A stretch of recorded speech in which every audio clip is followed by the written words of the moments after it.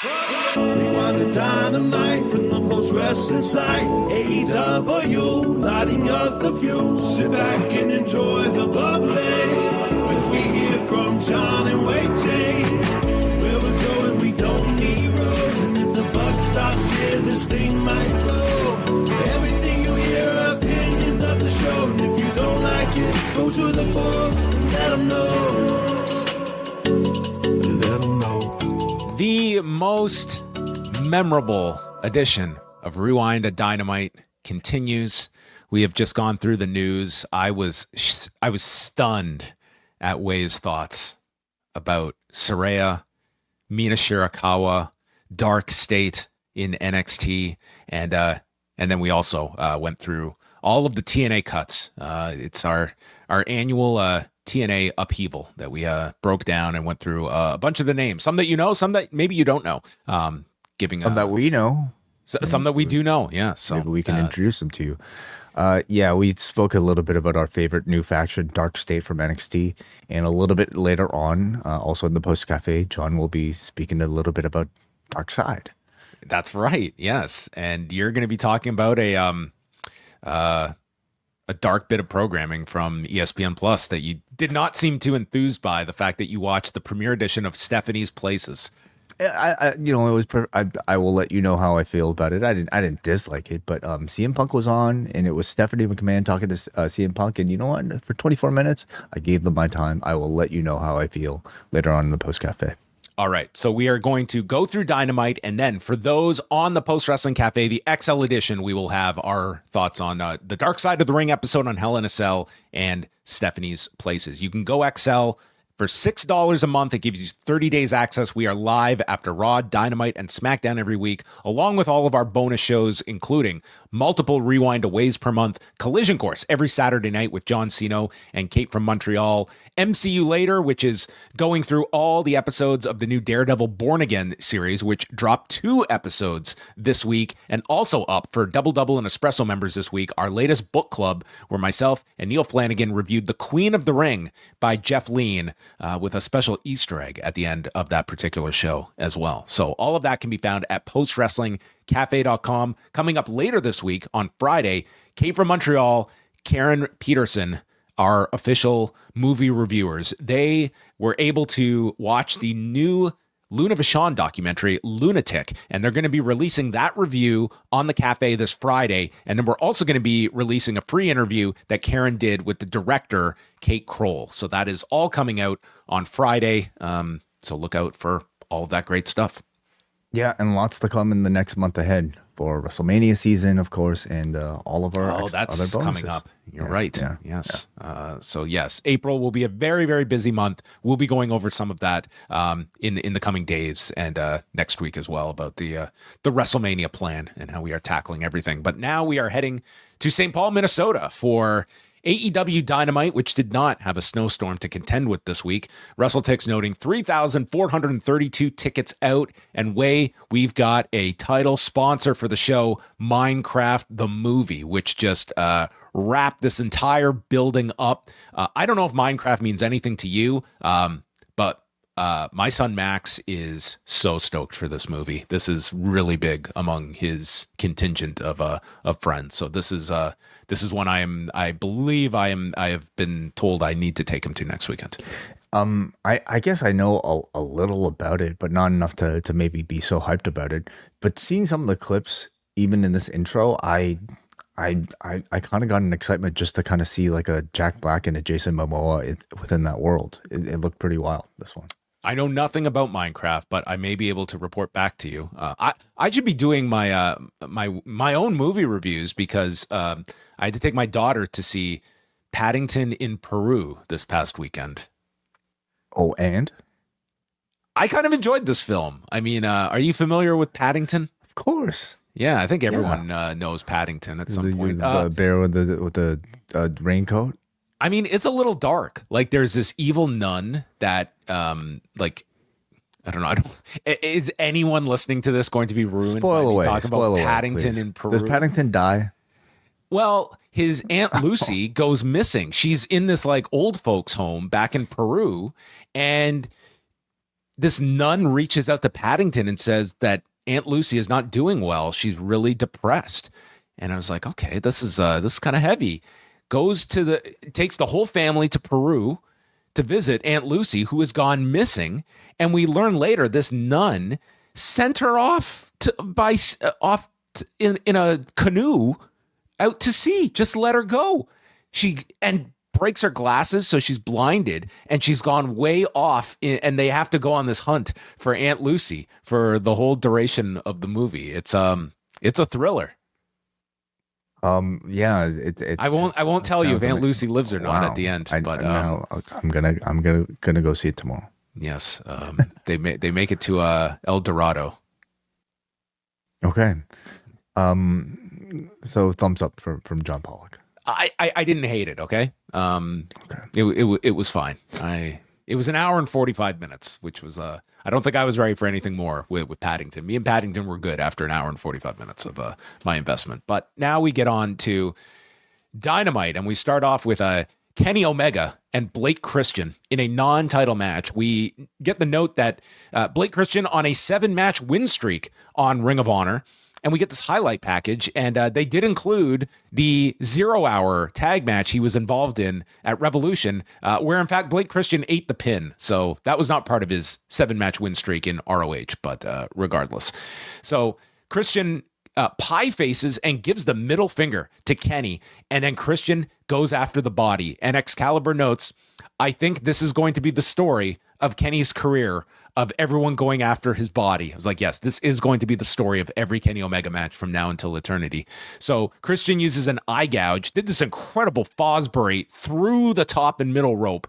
And then after a handspring off the ropes, Omega catches him with a knee to the back, Snapdragons, V-Trigger, and One-Winged Angel to win in a very rare sub-5-minute Kenny Omega TV match, which they could put this guy on every week and just have 4-minute TV matches. And I think they would be tremendous. I'd like this match for certainly after a pretty extensive layoff from Kenny. Seeing a Kenny Omega singles match on TV still feels like a relatively special occasion. Still feels like an attraction to me. And I think I'm just thinking back to the whole discussion about, remember the Allen Angels match that Kenny Omega had and the big sort of controversy of that was the end of Kenny Omega's career. Yeah, I think I was among the people that were critical of maybe how much of a 50-50 match that was. And I wonder if there's any sort of consideration or change in philosophy now, but this was not that. This was much more traditional, I would say old school booking style of showcase match for one of your stars, and somebody in Blake Christian who I think played perfectly the role of, don't want to call him jobber, but the type of enhancement talent there, somebody that we might not necessarily know that much about if you're strictly a Dynamite viewer, but somebody who's capable of delivering a fantastic performance. He got a little bit out of this. He got a good amount of offense. He got a dive spot in this. I thought he gave Christian a lot in this, and this is a perfect example. This, they could have had a great 15-minute match, but didn't need to be. This isn't the forum for it. It's not. My one criticism of going into this show is just when you looked at the lineup, you could look at up and down, and I wasn't not looking forward to any of these matches, but the show did lack a main event to me. I don't think you can look at any of these matches that would qualify as such. But what is a main event these days? I think TV.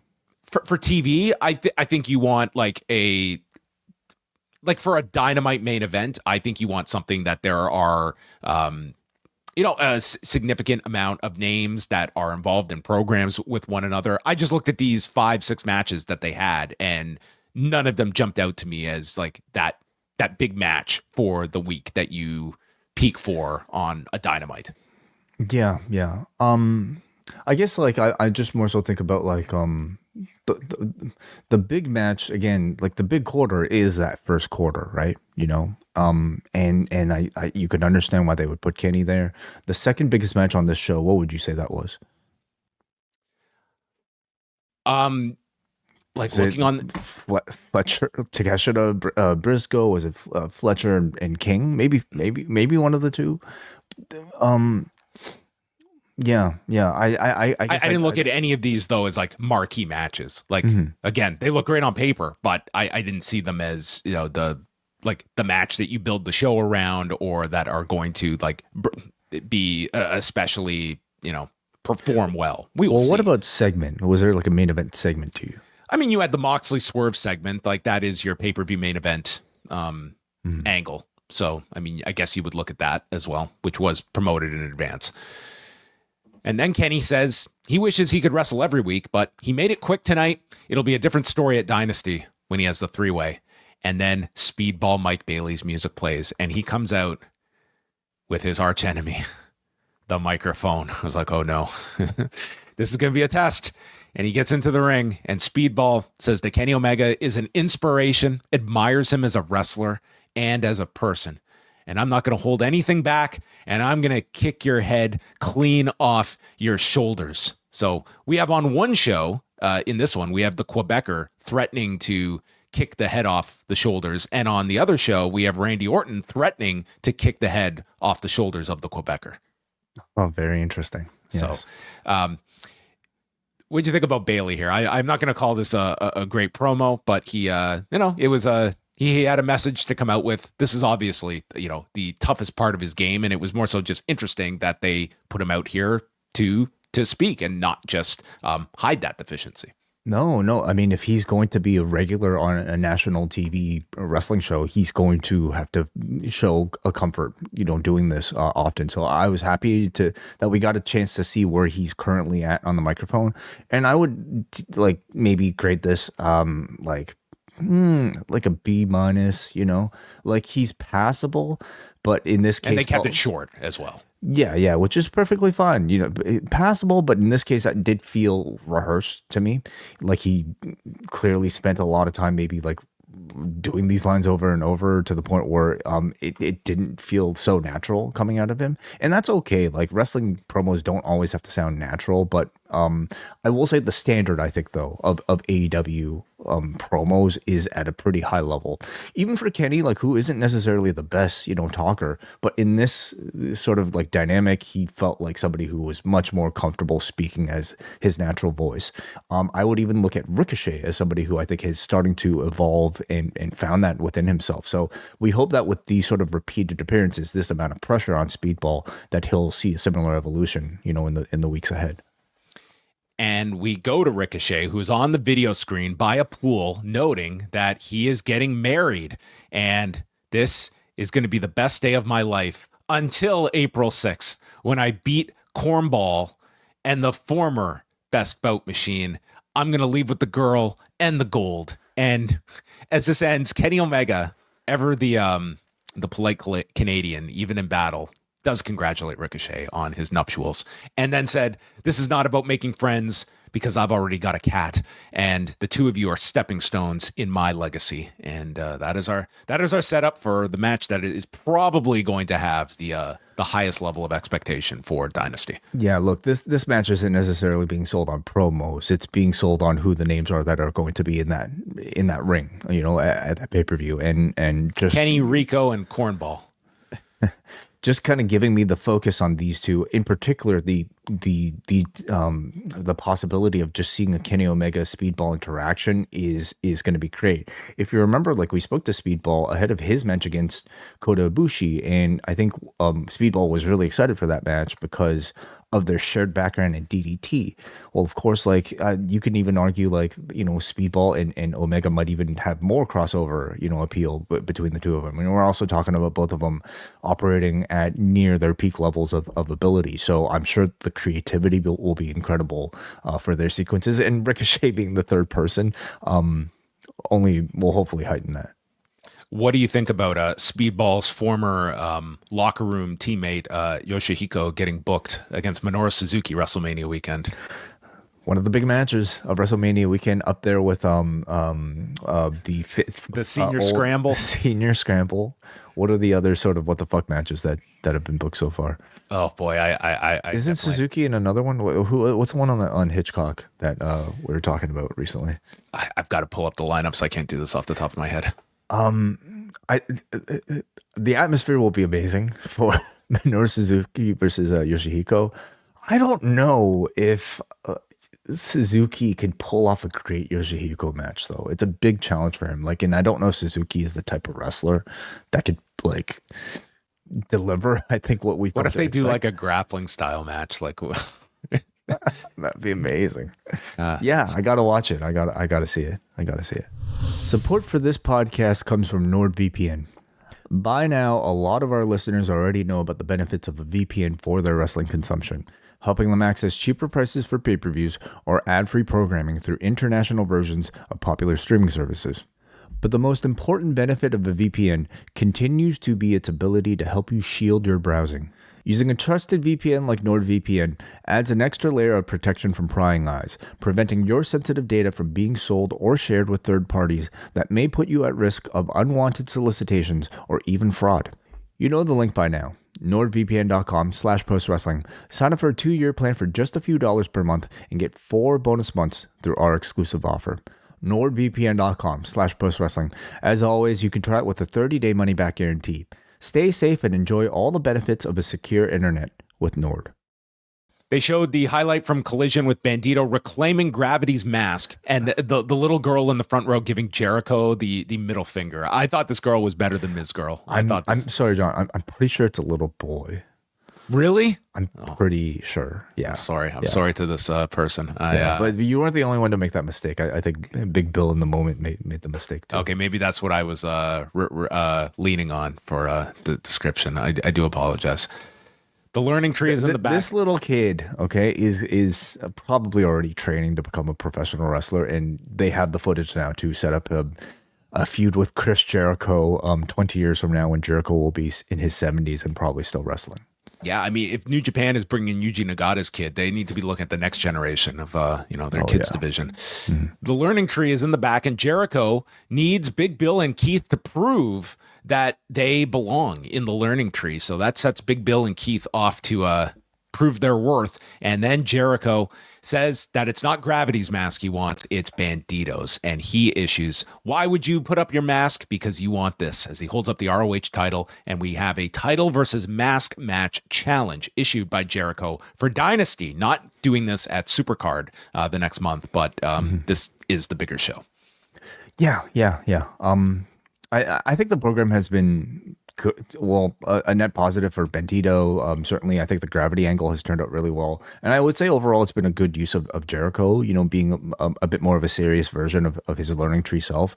And with this sort of challenge to Bill and Keith, it seems like they could be teasing a breakup of them already, or maybe just some sort of different evolution of whatever the learning tree will be.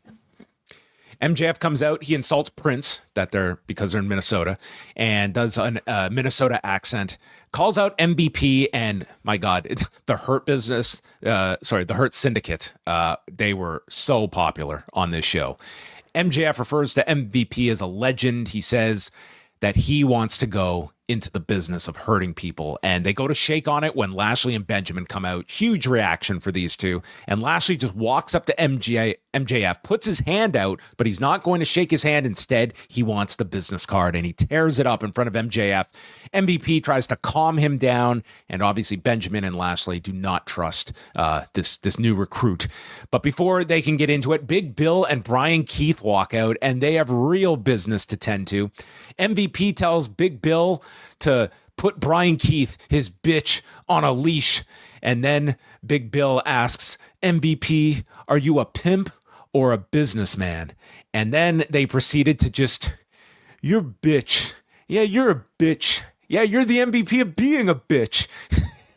This was the greatest exchange of insults that I have seen in years. And finally, MVP tells them to go win a match before they can earn a title shot. And we have Brian Keith and Big Bill trying to line up a tag title match down the road. You bitch.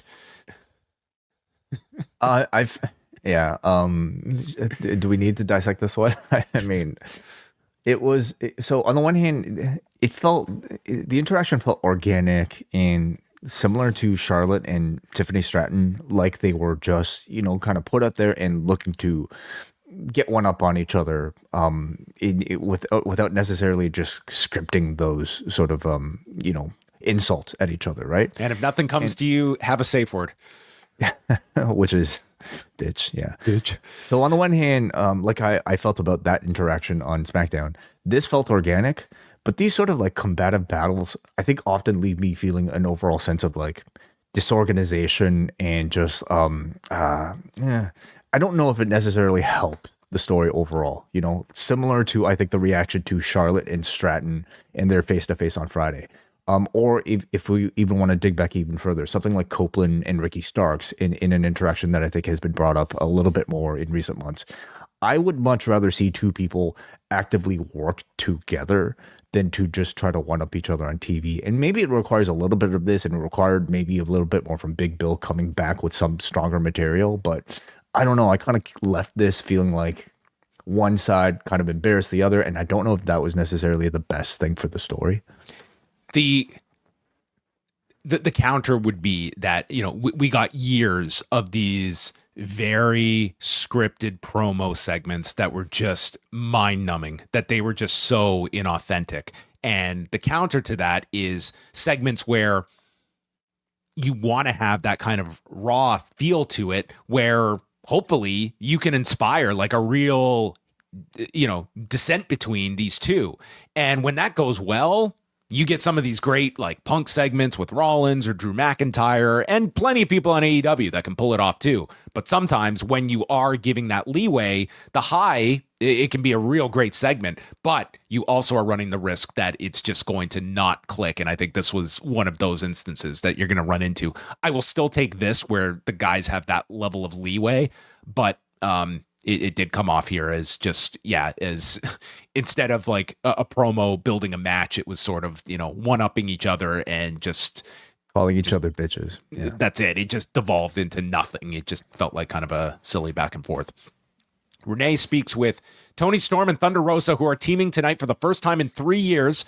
Thunder Rosa still wants her women's belt she never lost, and Thunderstorm is dead. Tonight, they are Thunder Tits. And this led to a chant in the arena and throughout the match in the main event.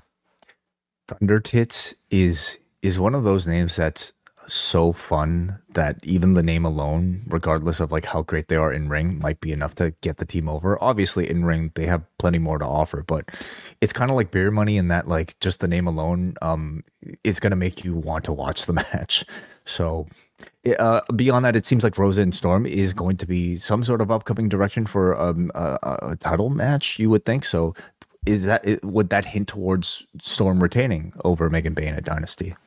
I could, based on the finish tonight, I'd lean more towards them having like Megan Bayne gives her, like takes her right to the brink, but right. It's Storm retaining, and yeah, they're at least dangling like Thunder Rosa could be in that mix too. I mean, also tonight we can mention like Jamie Hayter's back on Collision on Saturday. You know, there's a lot of different avenues you can go with the championship, but I think keeping Storm as the central focus is probably for the best. Like they're booking this as the main event segment for the second week in a row. If this is an extended team for Thunder Rosa leading to a title match against Toni Storm, it'll be the most significant thing she's had in years in AEW. And I think a great rebound from the whole chair shot that never was, you know, controversy of that week. Yeah, maybe that's something they could revisit as well. They can have a chair match at the end of this. Brody King against Kyle Fletcher. This was the longest match on the show, going almost 18 minutes. And this was a very physical match. We had Fletcher sent into the barricade multiple times. He's chopped. We haven't even brought up the crowd yet. This crowd in St. Paul was great tonight. They were so heated. Excellent. They were just all over Don Callis in this match. And it's not like one of those crowds where it's like they got all of their energy out on one act or one match and then flattened out. They were just great throughout the 2 hours. So this was a really great crowd they had in St. Paul. Fletcher stops King, sends him into the post. Then King hits a DVD onto the floor, and they beat the count in. Fletcher manages a tombstone, but King kicks out, and then it's King with the big lariat, hits an avalanche. Callis distracts as Mark Davis runs out to save Kyle from a cannonball. And then as they're on the turnbuckle fighting, Kyle Fletcher, behind the ref's back, gouges the eye of Brody King, leading to a top turnbuckle brainbuster. And Kyle wins the match in 17 minutes and 48 seconds. That I thought was the top match of the show. And then as Fletcher and Davis beat down on King, out came Powerhouse Hobbs to assist Brody King. Very good, very hard-hitting match between the two. Very good chemistry between the two. Something that I think you could have expected to see in the Continental Classic, for instance. Crowd responded really well to Brody King, as they have been everywhere. He's somebody who I think is garnering reactions beyond the level of push he's currently receiving. So I mean, he's being featured consistently, but not necessarily in like interesting stories, or really kind of like any sort of like, it doesn't give you the feel that he's being set up for something big. He's just sort of a supporting act right now. It's fine, but I do think there's a great groundswell of just organic support for him everywhere he goes. So I hope they do take advantage of that. I'd love to see him with a mid-tier championship. He's sort of exactly the type of person you want holding one. And so Powerhouse Hobbs is out and Mark Davis is out, and they're scheduled for a match, but they're not scheduled for the match right now. So all of security is out, including Von Wagner, Minnesota's finest. Yeah, he was one of the security guards here. What? So random. Like to utilize, like, I understand using indie talent as security, but it's like Von Wagner, here was a guy that was like on national television for several years. Just one of the security guards. Okay. Cool.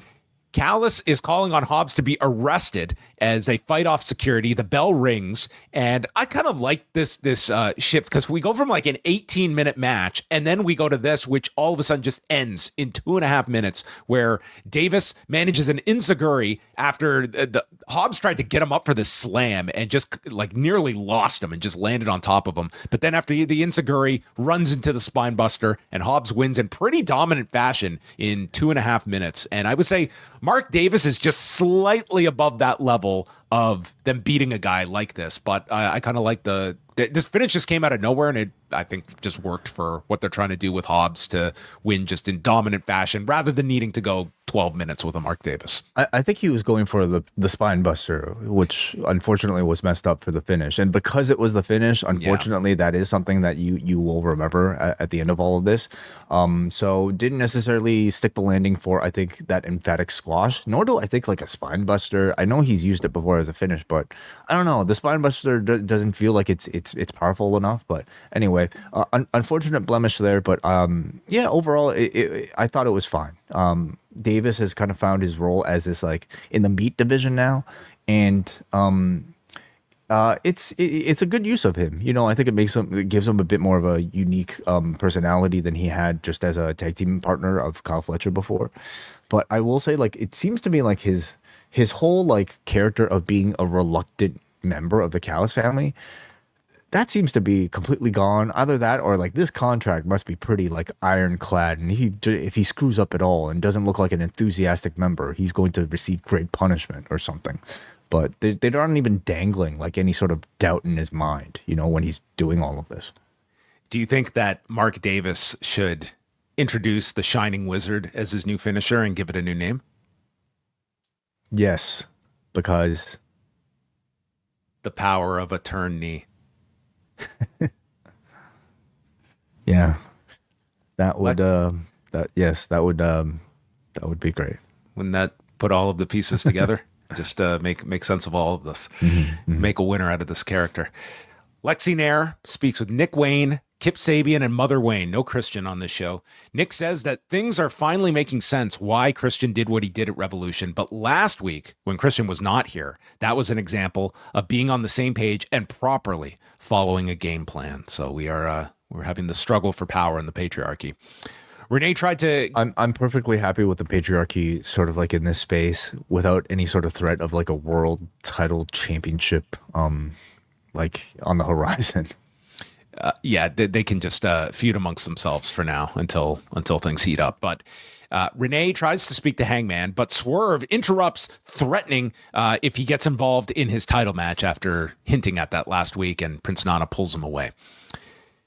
Time for Tony Schiavone's sit down with Rated FTR, and I'm going to refrain from doing my Dax voice here because there was a lot of Dax here. Man, he is a hand talker, okay? I got to talk with my hands. I'm so sorry. And he says, I'll let my, I can't do Dax without doing Dax, but I'll try. He says that his emotions got the best of him last week, and he apologizes. And he says, we took a break from our goal to become tag champions to help you, Copeland, achieve your goal. And of course, that didn't happen. I mean, it was very good, nice, like subtle shade here from Dax. Cope interrupts saying, I came back to help you guys. They put your heads in garbage bags. And he says, I didn't pull you away from the tag titles. Cash is caught in the middle here because Dax is his best friend and Copeland gave him a place to live when he was broke. And then Dax just says, okay, I said I'm sorry. And then he goes to cut a promo on the Hurt Syndicate to challenge them for the tag titles when all of a sudden Cash says, well, whoa. I think we still have something left here with the three of us. And that's the trios belts. And boy, was this shades of Brett and Owen getting together to channel their rage towards the Quebecers. And let me guess, I think someone's leg's getting kicked out of their leg at Dynasty. That would be my thought here. And we get the Death Riders later accepting the challenge. So it is the Death Riders against Rated FTR for the trios belts at Dynasty. You just made a comparison point to, I think, a pretty high bar, set by the Hearts here in their breakup, and I think it's warranted because I thought this was fantastic.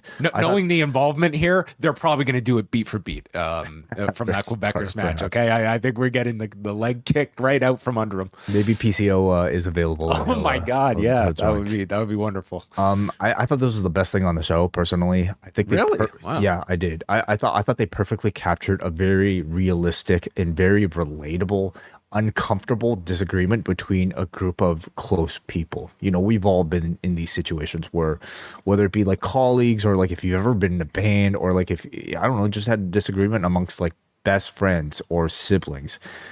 You get into some sort of passionate argument. One person attempts to apologize only to somehow make things even worse between all of you. And I thought Cope's... That's my relatable portion to this segment. I thought Cope, his acting has been really strong since he's come back from retirement. But I thought Dax was really great here, especially having to show the disappointment very subtly in having to concede to staying as a trio with this guy he probably absolutely hates but can't say because he means so much to his partner. I thought Cash also gave great logic and motivation for like the connection that Adam Copeland has to him and why he hates this so much and why he feels so indebted to seeing this trio's thing stay put, whereas Dax has had enough of this and the silliness and wants to just go off and do their tag team run. Meanwhile, Copeland, his argument is that I didn't start any of this. I just came here to help you guys from the Death Riders. Although you can't argue that he might not be a great opportunist, as I think is his nickname, right? Did Adam Copeland take advantage of his friends' misfortunes against the Death Riders to try to win himself a world championship? That is the question we should be asking. This was a good segment. I like the way, and I like the match that's coming out of this as well for the pay-per-view as well. That's got like more than just the match quality. It's more so like what comes out of Rated FTR that you expect some kind of angle here. Swerve and Nana come out, huge reaction for Swerve, and he calls out Jon Moxley, who comes out by himself, and Swerve asks, what happened to you, Jon? You used to be revered here, now you hide behind the Death Riders. You're not even worthy enough to be a champion, and asks, how's your back after last week? And I think everyone wanted to see this guy's shirt get torn off to see what his back looked like 7 days later, but we did not see that. Claudio quietly shows up behind Prince Nana, and I thought they were going to kill Nana, but they did not. Moxley gets his turn, and he asks, who and what is Swerve Strickland? Moxley knows what you could be. I had high hopes for you, and asks, how far are you willing to go at Dynasty? And then the day after, and the day after that, to be the top person. Swerve, it isn't what you think it is, and you have not suffered enough yet. My sport has been taken over by billionaires, Hollywood agents, frothy executives and kids who see the world through an Instagram filter and don't know their head from their ass. But people like you, Swerve, give me hope. But I'm not giving it up to you. No handouts, and how far will you go? He says, I'm willing to go the whole way right now. And then Shafir shows up with a crowbar, but Swerve has already planned for this because there's Willow to stop her with a pipe. And Swerve states, I'm the most dangerous man in AEW. You bleed pints, I've bled buckets. You've been in Texas death matches, I've won them. And I'm going to take back the belt, lead the Dynasty era, and then you can have fun continuing to play Jon Moxley on TV as he goes to leave. And then a big brawl ensues between Shafir and Willow. So we're obviously getting much closer to that match. And coming out of this, we are going to get a mixed tornado match on TV next Wednesday with Swerve and Willow against Moxley and Shafir in a pretty rare Marina Shafir match these days. Yeah, absolutely. Wow, very interesting. Okay. I thought both guys were really strong in this face-to-face segment. I did feel like they were probably missing a little bit of connective tissue that would have allowed their promos to overlap a little bit. As it stood, it felt like both were cutting just individual promos, just through like their own with their own choice of topics and not necessarily responding to what the other was saying. You know, Mox is kind of like talking about Swerve as if like Swerve is actually, you know, the ideal sort of like candidate to fit in his vision of AEW, right? Except Moxley wants to put Swerve to the ultimate test to see if he's worthy of, you know, being in that spot. Whereas like Swerve here was more so just kind of like criticizing Moxley for not being the same person that he used to be, and that he's now the new version. Well, maybe it does make sense on some level, but I don't know if it necessarily stood out to like clicked enough to me as it might have. Maybe with a little bit of editing, a little bit of cleaning up. I don't know. How did you feel about it? Am I alone in that? No, I think it's. I don't know. The more I try to like just parse the Moxley character and the motivation, the more I need Tylenol, because it's just like his complaint is that this is a soft generation, but all the guys he's facing are people that like what Bryan Danielson was too soft. You had to replace him. You feuded with Copeland. You feuded with Swerve. Like these are all people that are. I don't think he ever really addressed that point with Copeland. Now, does he consider Copeland to be like too soft? Or what? Well, it's the opposite. It's like all these people you're facing. It's like you have like some begrudging respect for all of these people. Like it's Yeah, anyway. the motivation like doesn't necessarily fit for everybody, but I think it really could for Swerve, and I think the fact that Moxley alluded to Swerve being a potential like sort of candidate again to fit into like exactly what he's talking about would tell you that. But it is just kind of missing the thing that really makes it easy enough for most of us to understand. Some people are going to like argue that why do you need everything to be so simple, you know? I just want things to make sense so that people aren't so critical of this Death Rider story anymore, because I think there is something there that can make sense. It just needs a little bit of editing, a little bit of cleaning up. And again, both individual promos sounded good, but it just didn't necessarily. The core message, though, like Jon Moxley's core message is like, it's one that I think like the audience, it's like it's not really heat generating. It's like when he says like this industry has been taken over by Hollywood agents and billionaires, like that's a babyface line to a good portion of your audience. Like it's like the core of like the heat that this group gets is like just all the run-ins and stuff. Like, and it feels like that is the basis of fan revolt. That's a disconnect. You know, like it again, what like Moxley is arguing that this business has become too soft and it's being taken over by people that aren't willing to fight. Meanwhile, Instagram. Right. Meanwhile, he's cheating and not necessarily willing to fight unless he considers cheating a form of fighting. Anyway, we're just kind of talking in circles. But it is also sort of like it's reliant on the baby faces to be able to directly counter Mox's sort of arguments on his philosophy, right? And we haven't had that really at all. Joe is hanging out with Hook, and Shibata has commandeered a camera. So we're to believe that Shibata is filming all of this, I think. and they talk about Hook choking out Max Caster last week. And who should they run into but Max Caster talking to Top Flight and AR Fox? So Joe just goes up and he chokes this guy, like totally unprovoked. This is like, this isn't the first time that, there's been an AEW scuffle in the back, but this was just very unprovoked. Actually, Joe stopped that one. You're right. Yeah. He was, his fuse was gone after this. So yeah, Max was just left for dead. Perfect metaphor for where Max Caster has gone the last year. Yeah. I think this ops stuff has been fine. I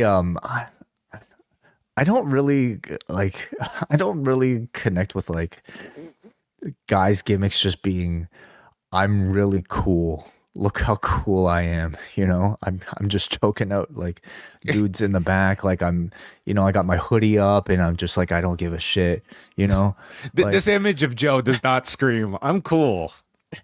That's like me thinking I'm cool. Listen, Joe is pretty cool. He can pull it off, okay? Like he's not exactly Steve Buscemi here, but any man who puts that shirt on and decides, what goes with these jeans, and I'm going out in public with this, don't give a fuck. Yeah, I don't know. This felt a bit too like MTV. Like I don't know to me. Anyway, Tabata was the cameraman, of course. Yeah. So Renee is with Jay White. And he adds himself to the Owen Hart Foundation and notes he'll be on Collision this week. So look out, Milwaukee. Top Flight from Minnesota get the hometown pop, and they beat Devo Knight and Alex Finley in just under 3 minutes. There was a messed up Manhattan drop spot here by Darius, but then after a springboard high cross by Dante, they did the Samoan drop, top rope splash combo, pinning Finley, and then got into it with Leo Rush and Action Andretti, who bought tickets to the show. So nice of them to take in Dynamite. There's a video for Will Ospreay. He's coming back next week, Way. He's finally back. The countdown is on. So next week is the last Dynamite before the pay-per-view, and Ospreay needs something for this pay-per-view. He's got nothing going on. He'll probably get something. Maybe they do the opening round of the Owen on Dynasty. Because he doesn't have really any story in place for a match, and I can't imagine them doing a pay-per-view without Ospreay. Yeah, the first round of the Owen would be a good enough story. Sure. Well, then we need brackets by next week. We got 3 people so far.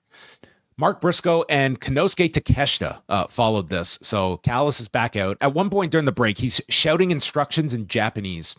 There was also a great comeback here by Taz where Callis calls one of the maneuvers by Mark Briscoe a judo chop. And dude, this is clearly a pet peeve of Taz's, who just yells, there's no such thing as a judo chop. You cannot chop in judo. And I was like, I've never heard him complain about this before, but completely valid criticism. Yeah, I never even gave that much thought, but I mean, obviously as something, I trust him. And Taz had some very good interplay with Don Callis throughout the 2 matches he was on here, but I'm assuming like judo chops might have just been called that as just by Westerners, just thinking it sounded I don't know, martial arty enough. Yeah, it's like what kind of maneuver do Japanese people use? Chops, and Sure. that could be the only place that they practice judo. Okay. So the Froggy Bow misses, but then goes for the J Driller. There's an exchange of exploders back and forth. Finally, Mark hits the J Driller, but Konsouke gets the foot on the rope and then pops off the shoulders, rolling elbow, raging fire, and pins Mark in 11 minutes and 39 seconds. Good match that they had. Just not a whole lot going on with Takeshita at the moment. Like he's lost the international title and he's kind of not figured into anything concrete at the moment. Sounds like he'd be a perfect candidate to enter the Owen Hart tournament. Yes. Maybe they do Ospreay and Takeshita on a couple days notice next week. Oh, you got my money. Sure. Yeah. Alicia too speaks. She goes up to speak with the Hurt Syndicate and they say, we need a minute. And then they speak in private with a boom mic on national television in perfect lighting. Just go through their entire conversation. Like we are still having to explain a little bit of the invisible camera. Otherwise, This would have just been a backstage. I love that someone thought, what would be better? Let's have Alicia try to interview you, and they sent her away. That was Alicia's involvement here. So MVP explains that he didn't take a vacation when he gave them time off, but we need a 4th member. But Benjamin and Lashley don't trust MJF, and MVP says, I like his reprehensible qualities, but we'll put this to the side for now so that we're on the same page and focus on Big Bill and Brian Keith. So that is where things stand with the lingering issue of MJF. I'm liking where this is going. I think this is promising. MJF clearly isn't just going to accept an invitation into the group without some sort of like ulterior motive, right? So seems to me like Lashley and Shelton are privy to that. But what does MVP have sort of in store? Because MVP isn't also one to just get played that easily from MJF either, right? So I'm very curious to see where this ends up. We also had a Death Riders promo before this where essentially they just agreed to accept the challenge. Did you mention that? I did when we did the Rated FTR segment. But yeah, they said, you're not challenging us, we're challenging you. Okay. So we got it. We got the match official. Collision on Saturday in Milwaukee features Wheeler Yuta against Dax Harwood, Top Flight against Big Bill and Brian Keith. Mercedes Moné will have a match. Queen Aminata take on the returning Jamie Hayter, and Jay White against Kevin Knight. That I think could be a very good match on TV. Yeah. Totally disposable. I'm sure it can be, but like all these matches can be good matches. Am I going to be that much more excited for that than I was for like Omega versus Christian or like, I don't know, Brody King versus Kyle Fletcher? Let's be honest. Tony Khan has to book so many matches that he probably got a kick out of booking White versus Knight. Maybe. Yeah. And then next week, it's the mixed tornado match, Moxley and Shafir against Swerve and Willow, and Will Ospreay makes his long-awaited return in Peoria, Illinois. Toni Storm, Thunder Rosa, Thunder Tits, taking on Megan Bayne and Penelope Ford. The crowd is chanting it. For whatever reason, Taz and Schiavone would not say the team's name, although there was a giant sign for Thunder Tits in the front row. These people work fast in St. Paul. Do you think that the T-shirts will sell? Will people be wearing Thunder Tits T-shirts everywhere? I cannot imagine how many creepy people will be wearing Thunder Tits shirts, and that will be a very awkward moment at every merchandise stand at AEW, which usually means 2 merchandise stands. What is the graphic design that will accompany the Thunder Tits T-shirt? I wonder. Probably involving hands. I don't know. Yeah. Okay. They get the heat on Thunder Rosa throughout the break, and then the tag is made to to Toni Storm, who's in with Megan Bayne. Storm lands a headbutt, sends Bayne to the floor, but she pulls out Toni, sidesteps, and in goes Bayne to the steps, and then is hit with a tornado DDT. Storm eats a cutter, and then Thunder Rosa just returns. No tag, and just continues wrestling like this is a tornado tag, and then Storm is the legal woman, so she resumes. Hip attack is hit onto Megan Bayne, who just stands up, no-selling this, like a Road Warrior Hawk taking a pile driver. Sits up, stuns Storm, and then Storm moves as Bayne nails Ford by mistake with the kick, but then Bayne catches Toni with Fate's Descent and took her time here, getting on top of Toni Storm and pinning her clean. 9 minutes, 33 seconds as Megan Bayne. You cannot criticize the way they have built up Megan Bayne. Like, they are giving her everything going into this. They're making this women's program like the show closer 2 weeks in a row. And yeah, I think it's a good build that they have done so far. And I thought the match was kind of average here. That said, I do think people are interested in this title match for next Sunday. I think they've done a good job of making Bayne like look strong and look like, the division's sort of like threat, the big monster threat that should be able to defeat everybody, including the champion, in a clean pinfall here, against Toni Storm. I think what's missing for me, I know the gimmick is sort of like she doesn't speak, but I think she needs somebody to speak for her. And maybe that was the idea pairing her with Penelope Ford, but Ford isn't the strong promo that I think somebody like her needs ahead of a title challenge. She needs somebody she needs an advocate. She needs a Paul Heyman level to be able to prop her up and to be able to just cut those threatening promos with her standing next to her, and to be able to do a back and forth with Toni Storm, who is, I think, such a big character that, this coming off of the Mina Shirakawa, the Mariah May feud, just kind of feels like it's very lacking in comparison, because we're not getting any sort of depth of story. It's basically Toni Storm going up against a big threat. But I think even in conveying that, the big threat could feel like an even bigger threat with a little bit of promo, and not necessarily from her, but from Do you think they do a talking segment next week for the Go Home show? I see. I don't know if I want Megan Bain doing the talking. I kind of like the fact that she doesn't talk, but I think maybe Penelope Ford, if they want to try to make this like 2-piece work, maybe Ford should be the one trying to cut a big promo for her.